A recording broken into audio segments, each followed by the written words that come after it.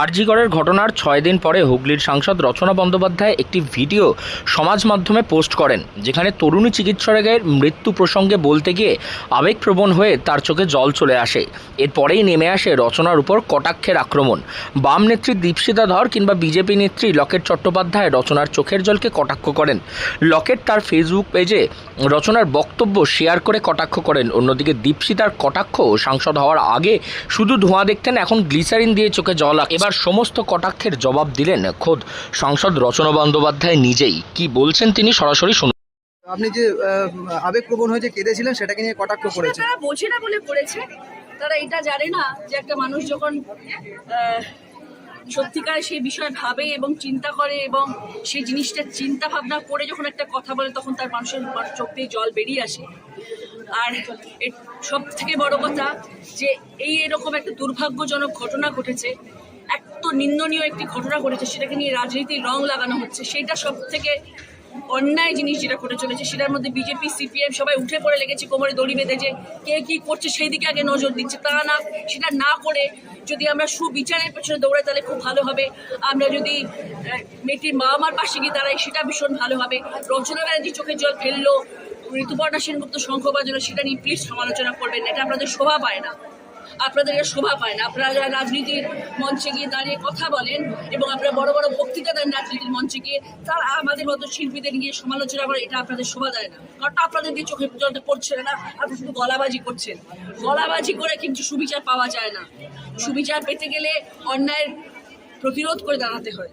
আপনারা গলাবাজি করছেন কোন শিল্পী কি করছে, এটা হচ্ছে আপনাদের কাজ। সেই কাজটা করবেন না দয়া করে। শনিবার হুগলির গুড়াপে সকালে একটি স্কুলের অনুষ্ঠানে যোগ দেন সাংসদ রচনা বন্দ্যোপাধ্যায় এবং সেখান থেকে বেরিয়ে বিকেলে দলীয় কর্মীদের সমর্থকদের নিয়ে আরজি করের ঘটনার প্রতিবাদে মিছিল করেন চুঁচুড়া শহরে। সেই মিছিলের শেষে আবারও সংসদকে বলতে শোনা যায় সোশ্যাল মিডিয়া জুড়ে ট্রোলড হওয়ার তার ভিডিও নিয়ে কথা। এই বিষয়ে সাংসদ রচনা বন্দ্যোপাধ্যায় বলেন, তিনি যবে থেকে তৃণমূল যোগ দিয়েছেন তবে থেকেই তিনি ট্রোলড হচ্ছেন। তবে এই নিয়ে তিনি কিছু ভাবছেন না, বরং নিজের কাজের দিকেই তিনি ফোকাস রাখছেন।